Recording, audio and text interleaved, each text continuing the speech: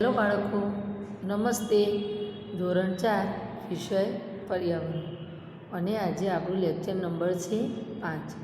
હવે જો બેટા, આજે આપણે જોઈશું પાઠ નંબર 16 કામનો મહિનો. જો બેટા, આજે હવે પાઠ તરફ જઈશું કે મારા અંદાજે તમને ખબર હશે કે આપણી આજુબાજુ વિવિધ પ્રકારના એટલે કે આમ જુદા જુદા પ્રાણીઓ જોવા મળે છે. તમને ખબર જ હશે કે બધા જુદા જુદા પ્રાણીઓ, પાલતુ પ્રાણીઓ, જંગલી પ્રાણીઓ વગેરે જોવા મળતા જ હોય છે. તેમાં પશુ, પંખી અને જીવજંતુનો પણ એમાં સમાવેશ થઈ જ જાય બેટા. હવે પ્રાણીઓ જે છે તેમના કદ, રંગ, શરીરના જે અંગો છે, પછી જે એમની ખોરાક લેવાની ટેવો છે, હવે તેમના હલનચલનના પ્રકારો છે અને તેમનો રહેઠાણ એટલે કે વસવાટમાં પણ વિવિધતા હોય છે બેટા. હવે એ પાઠમાં આજે એ પાઠ તરફ જઈશું એના પહેલાં થોડુંક આ રીતે સમજાવું છું.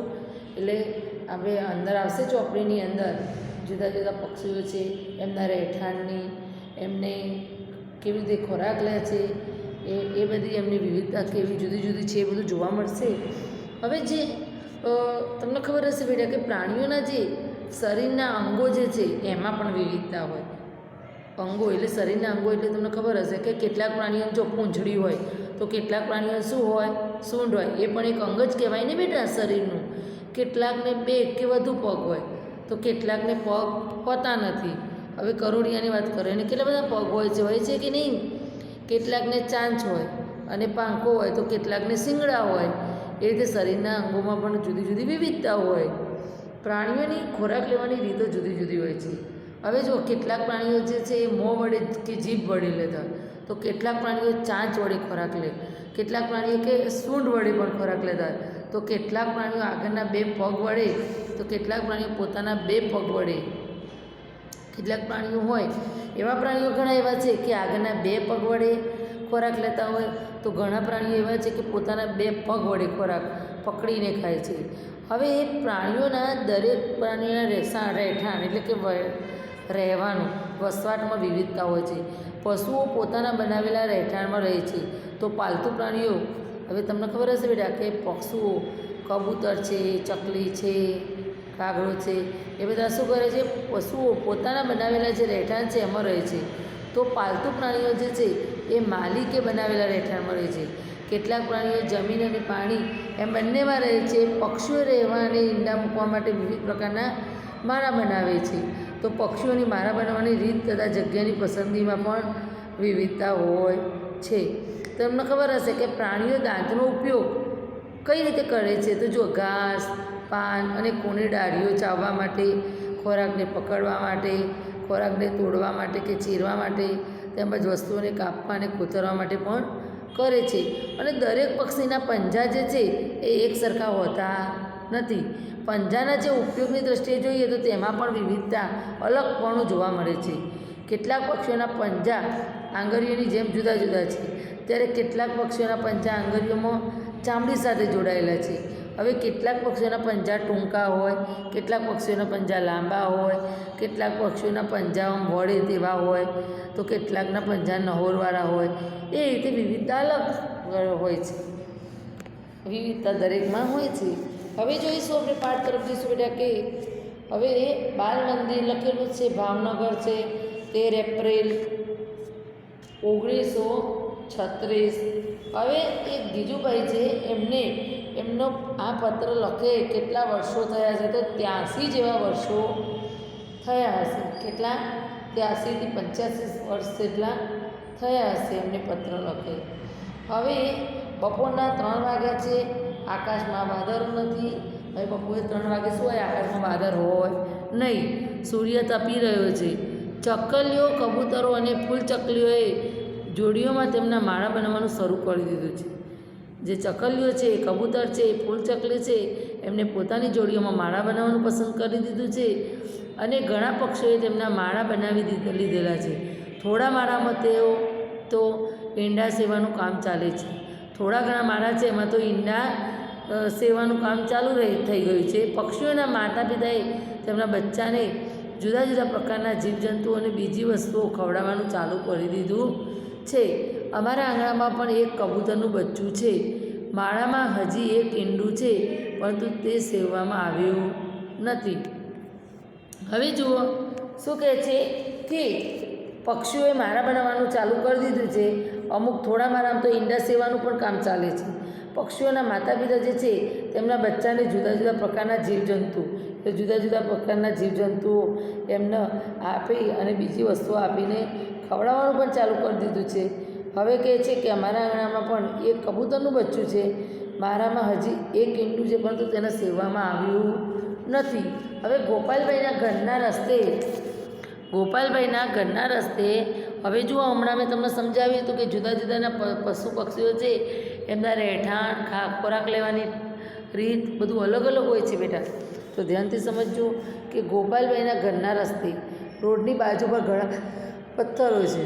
આ પથ્થરો વચ્ચેની જગ્યામાં હવે ઘણા પથ્થરોની વચ્ચેની જે જગ્યા એમાં એક દેવચકલી જે છે, નામ તમે સાંભળ્યું હશે બેટા, એને ઈંડા મૂક્યા છે.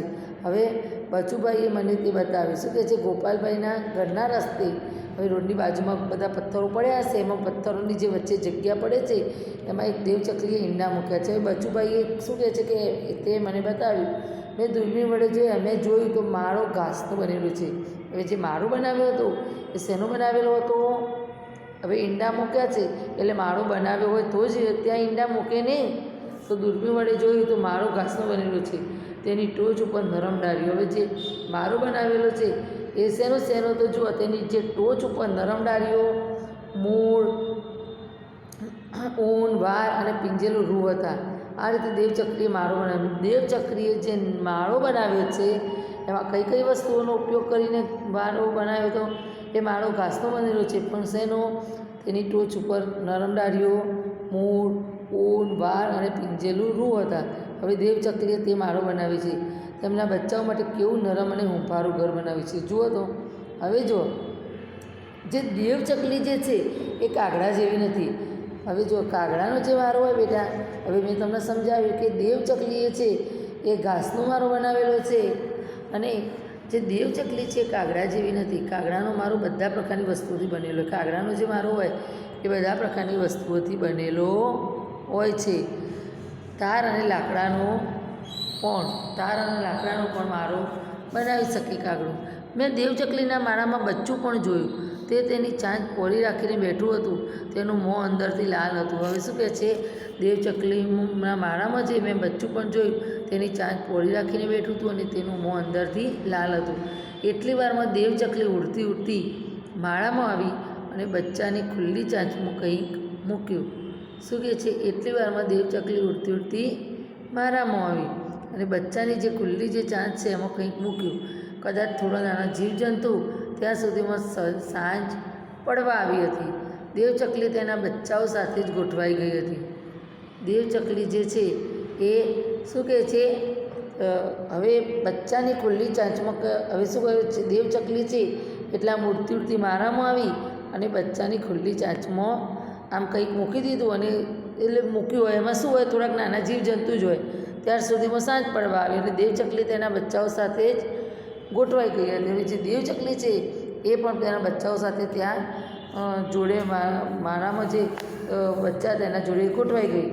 જુઓ, હવે તમે જાણો છો કે કોયલ છે એ કેવું ગાય બેટા? આમ સુંદર મધુર ગાય. તમે જાણો છો કે કોયલ પોતાનો માળો બનાવતી નથી. કોયલ પોતાનો માળો બનાવતી નથી. તે તેના ઈંડા કાગડાના માળામાં મૂકે છે. કાગડા પોતાના ઈંડા સાથે તેના ઈંડાને પણ સેવે છે. હવે જુઓ, એટલું યાદ રાખવાનું, કોયલ ખૂબ જ મધુર ગાય છે. તમે જાણો છો કે કોયલ પોતાનો માળો બનાવતી નથી, પણ તે તેના ઈંડા જે છે એ કાગડાના માળામાં મૂકે છે. કાગડો જે છે એ પોતાના ઈંડા સાથે કોયલના ઈંડાને પણ સેવે છે. નજીકમાં જુઓ તો બેટા, હવે જો કોયલનું ચિત્ર પણ આપેલું છે. હવે નીચે જોઈશું કંસારો. હવે નજીકમાં એક નાનું વૃક્ષ છે. હવે તેની ડાળી પર માળો લટકે છે. નજીકમાં એક નાનું વૃક્ષ હશે, તેની ડાળી પર માળો લટકે છે. પક્ષીઓ અદ્ભુત રીતે જુદા હોય છે. કાગડો એનો માળો વૃક્ષ પર ઊંચે બનાવે છે. ધ્યાન રાખજો બેટા, કાગડો માળો ક્યાં બનાવે? વૃક્ષ પર ઊંચે બનાવે છે.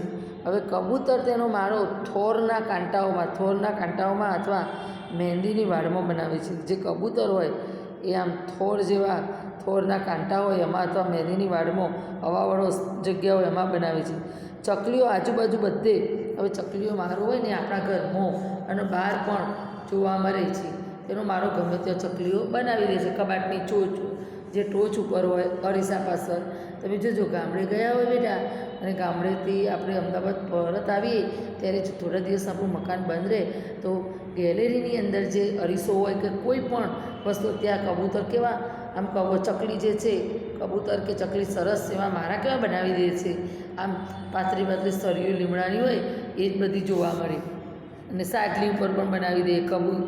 કબૂતર પણ તેનો મારો આ રીતે જ બનાવે. ચકલી અને કબૂતર ખાસ કરીને ઘરમાં કોઈ જગ્યાએ કે બહાર પણ તેનો મારો બનાવી દે. જ્યાં જગ્યા એમને મળે ત્યાં બનાવી દે છે. અરીસા પાછળને બધા બનાવી દે.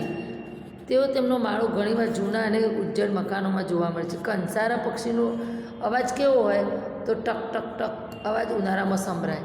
હવે તેનો માળો વૃક્ષના થડમાં.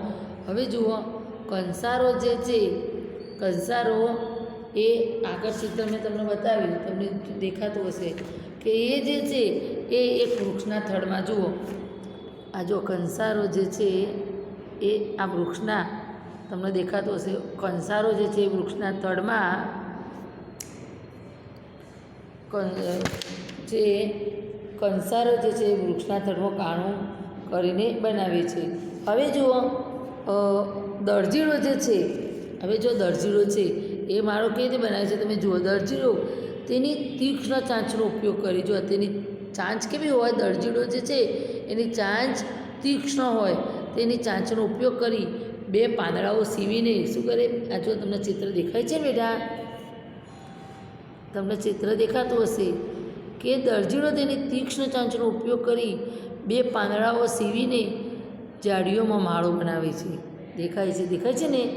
તેણે બનાવેલા પાંદડાની ઘડીમાં ઈંડા મૂકે છે. તેને પાંદડા બનાવેલી જે ઘડી છે એમાં શું મૂકે છે, ઈંડા મૂકે છે. અને આ તેનો એ માળો છે. દેખાય છે ને.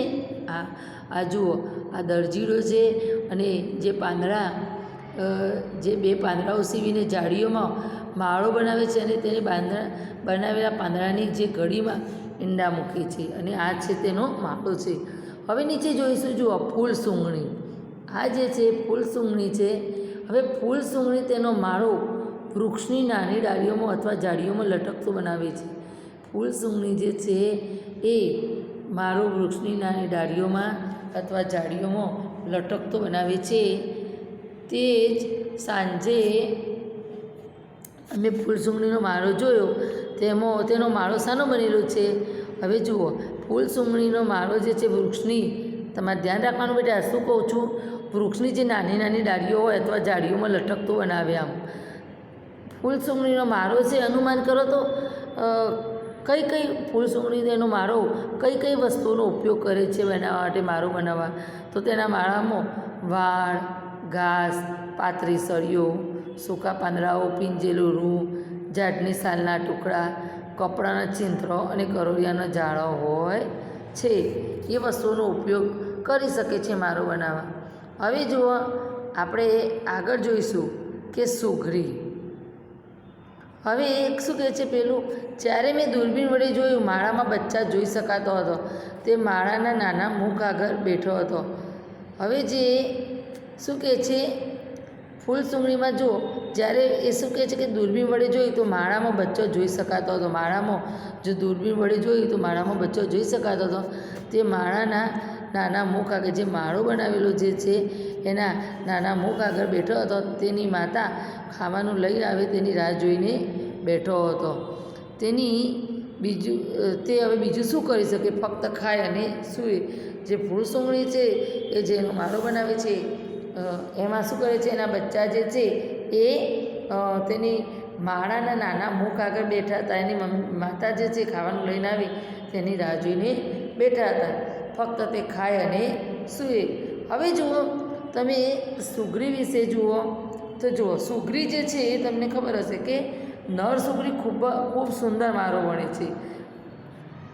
જે નર સુઘરી હોય એ ખૂબ સુંદર માળો વણે અને માદા સુઘરી છે એ બધા માળાઓ જુએ છે અને બધાથી સારો માળો પસંદ કરે છે.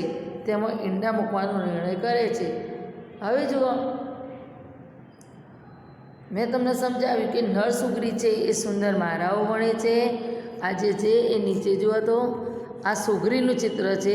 હવે સુગરી છે એમાં નર સુગરી જે છે એ ખૂબ સુંદર માળાઓ વણે અને જે માદા સુગરી હોય એ બધા માળાઓ જુએ, એમાંથી બધામાંથી કયો સારો માળો છે પસંદ કરે અને એમાં ઈંડા મૂકવાનો નિર્ણય કરે છે.